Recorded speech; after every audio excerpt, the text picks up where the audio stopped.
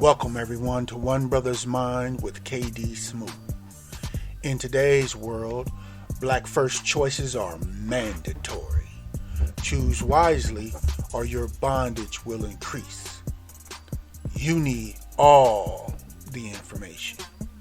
This broadcast begins with my monologue and concludes with our discussion.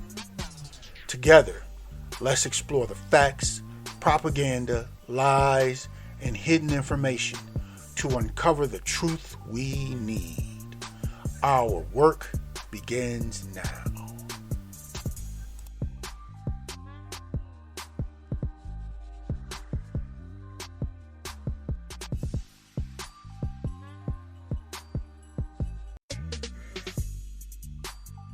Hey, ladies and gentlemen. Once again, it's KD Smooth here with One Brothas Mind, coming at you with a new report. A report of a black teen middle school student who had his hair set on fire by another student in a middle school in Virginia, John Rolfe Middle School. We're going to let you listen to the video report,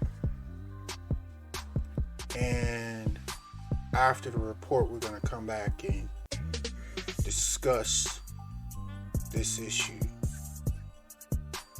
Just a moment.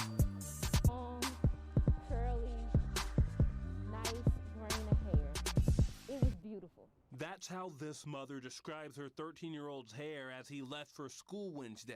But by the afternoon, all I could hear her say was, something's happening with my son. That's what she said the John Rolfe Middle School teacher told her over the phone. Your son never made it home from school.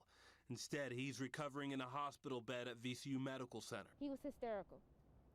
He looked scared. His mother still can't wrap her head around the circumstance that landed him there. She says her son was in math class when another student approached him from behind with a lighter. That's when the girl kind of flicked the lighter and it lit his hair on fire. Hair that once went down past this 13-year-old's shoulder is now burned to his scalp. The side of his head scarred and blistered with second and third degree burns.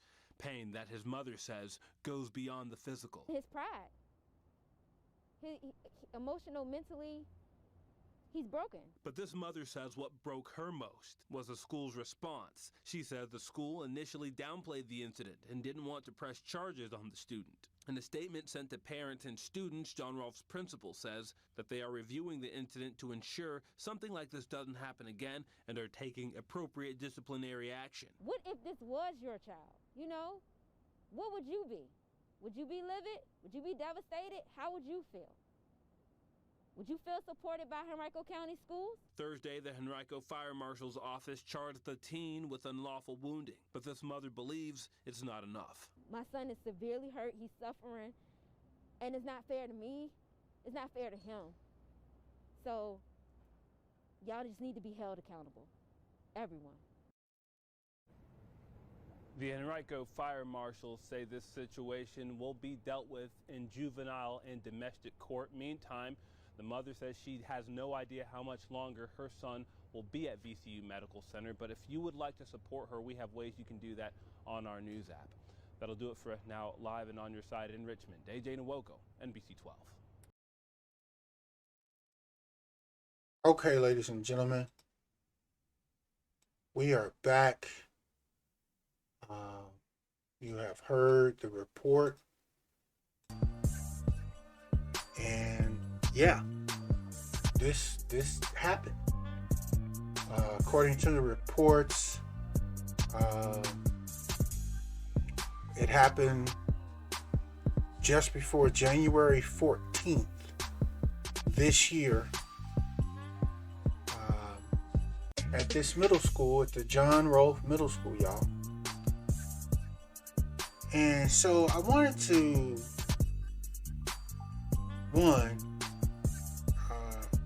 help provide support for the mom.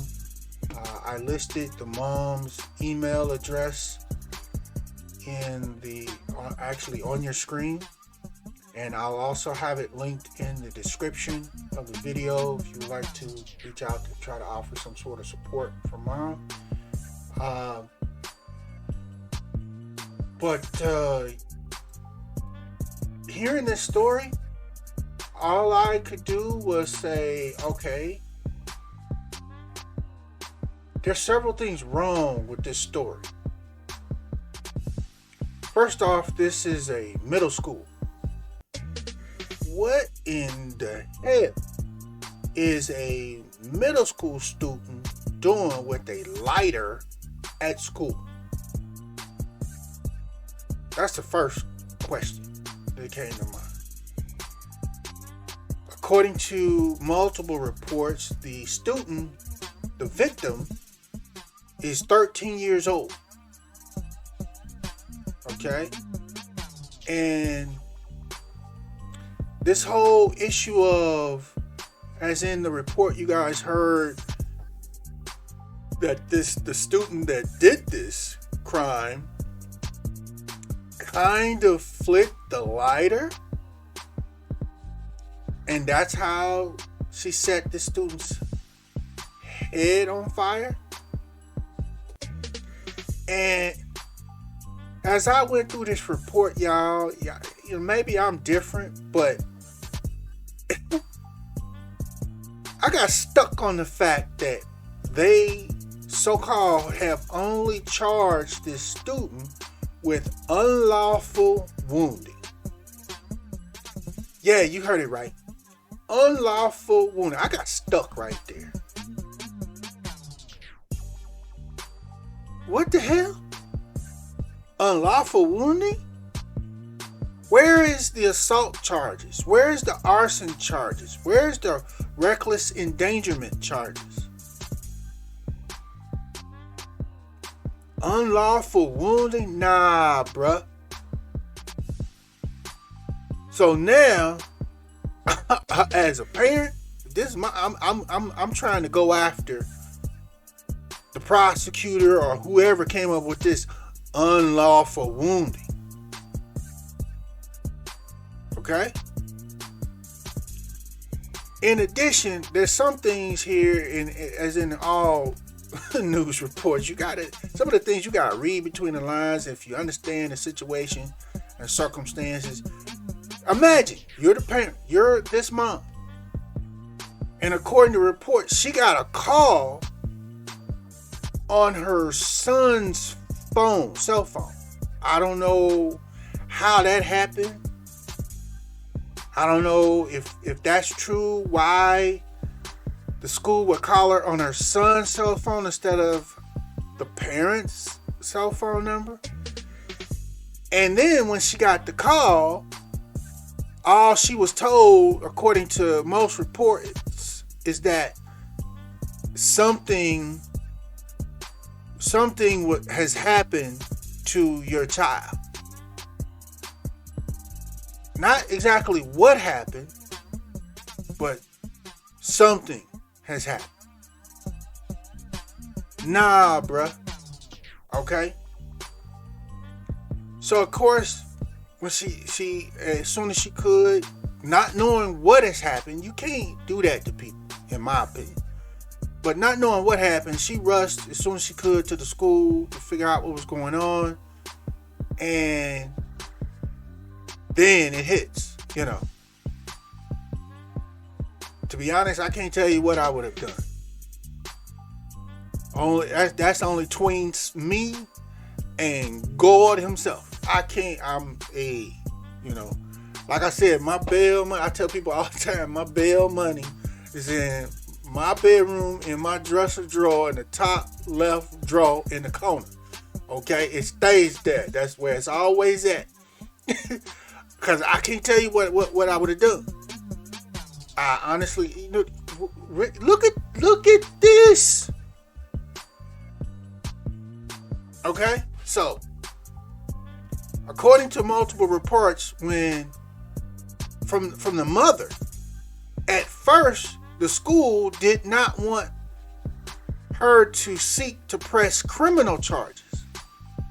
and urged her not to press charges against the other student. Look at this. Not press charges? Okay. Again, I got a whole lot of questions about this. Okay, one of the additional questions I have about this is, what was the race of the student that did this? Okay.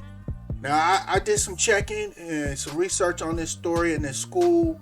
According to the demographics report for the school that I found, the school is about 98% minority or black. It's basically a black school.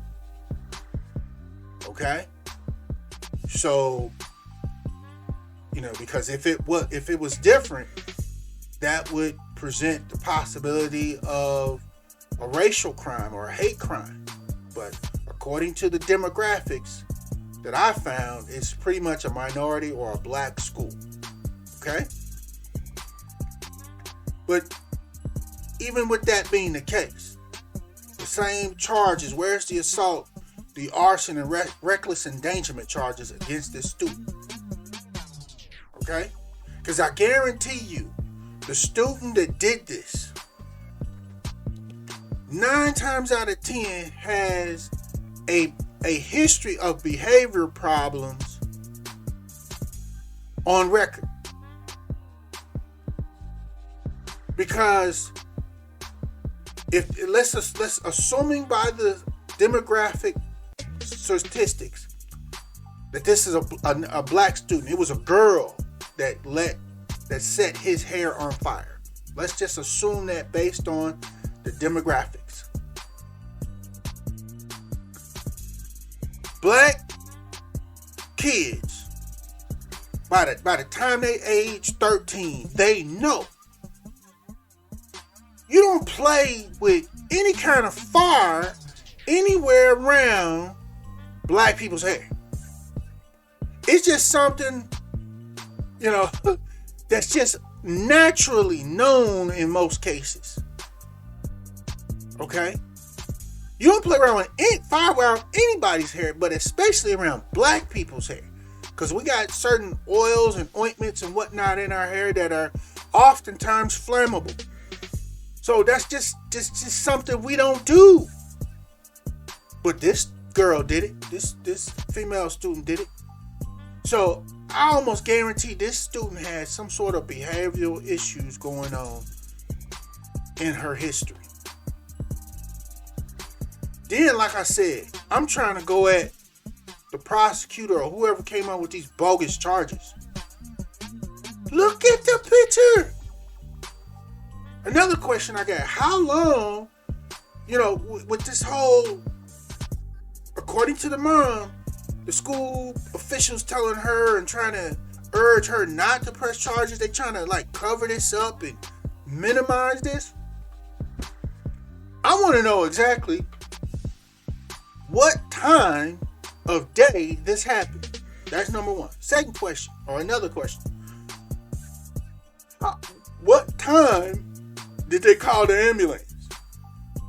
I want to know, did they have my child sitting here in excruciating pain, trying to minimize and pour some water on him or something for an extended period of time before they called the ambulance, or did they call the ambulance right away?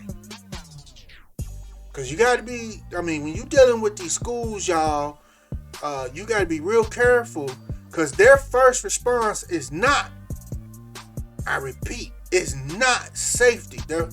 Oftentimes, their first response when something has happened at a school is to cover their head, cover their butts, let's say that, to minimize, and that's the vibe that I'm getting from the reports of this story. There may be more information that comes out here later, but that's the vibe that I'm getting.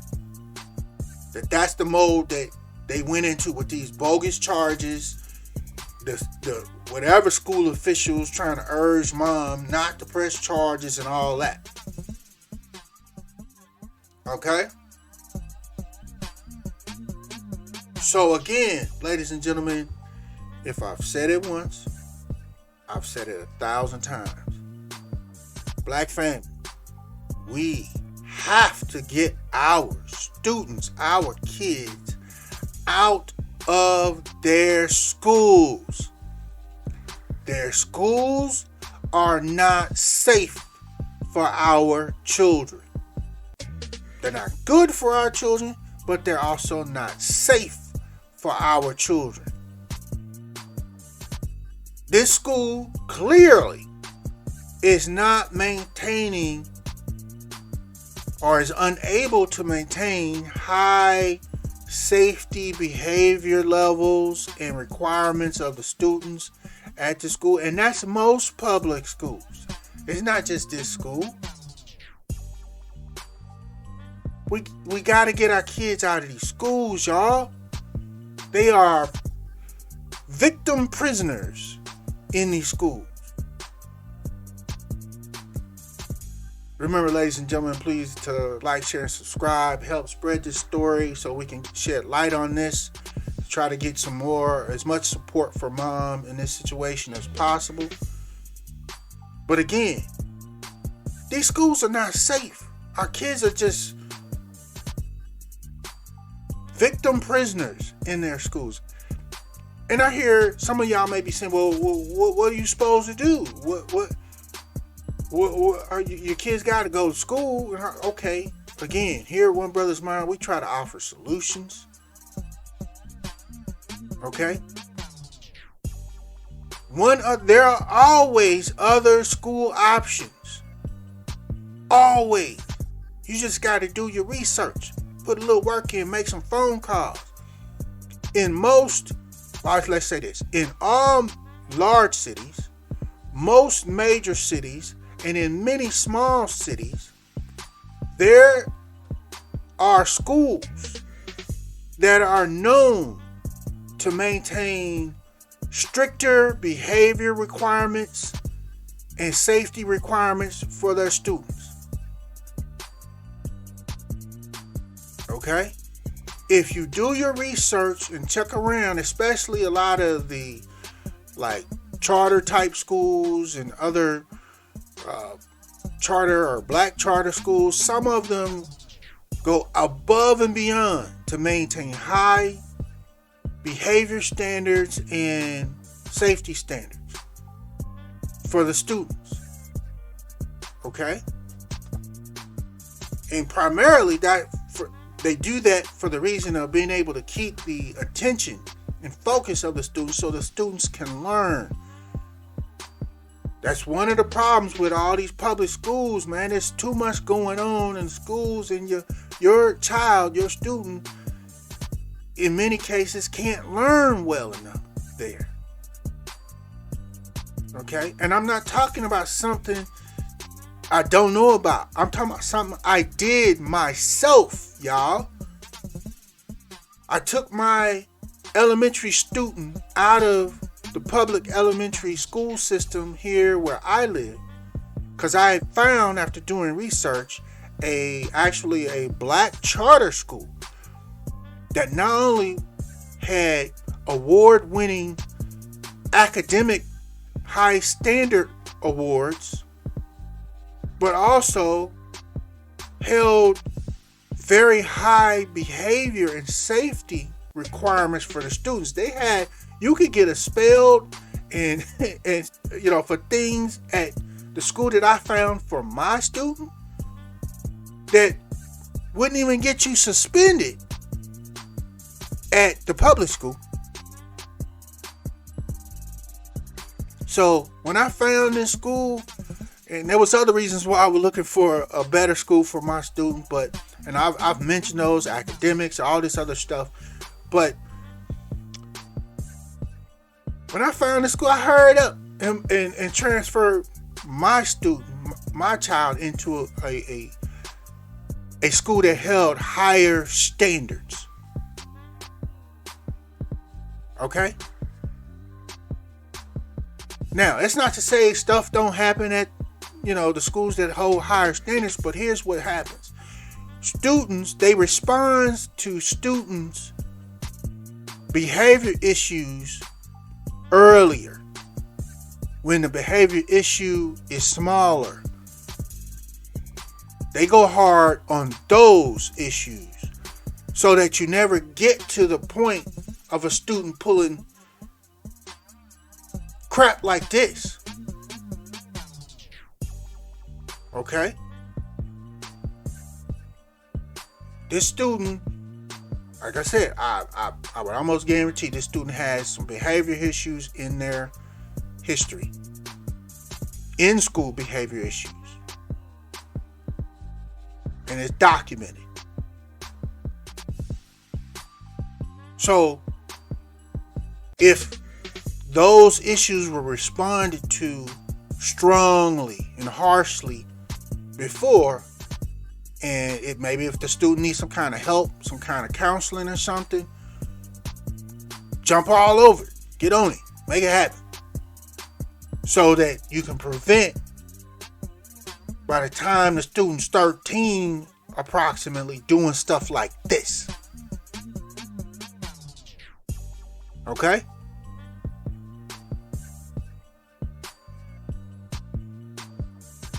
So, again, y'all, my God, I can't imagine what one of the things. Of course, obviously, you gonna do everything you can to get your attorney as quickly as possible to go hard on this, to get information. And trust me, y'all gotta realize, when that mother got to this school, you got to know and understand how these schools operate. They did everything they could to tell the mom the least information they possibly could. That's number one. Of course, you know they didn't tell the mom the name, or at least the family name of the student. You know they ain't done that. And again, how long did they make my child sit here in excruciating pain before they called 911? Or did they sit there and try to think, well, we can just pour some water on it and maybe it'll go away? Or I don't know. Again, their school and school staff, they usually respond and are taught to respond with trying to protect the school, not the student. Okay? And I'm sure they still haven't told mom or provided mom with any further significant information. But you sitting in the hospital with your child. I mean, look at this. And they talking about, what was it? Unlawful wounding. I want the name of the fool that came up with this unlawful wounding charge. Fire marshal, whoever, prosecutor, whoever. I want his name. I'm going at his neck legally.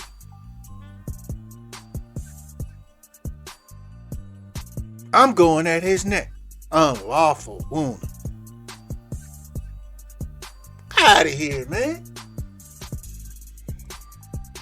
So, y'all, please not only like, but definitely share this report. Let's try to get as much support together and happening for mom. I'm sure she needs support, legal support, maybe some funding support to help put together a legal fight in regards to this.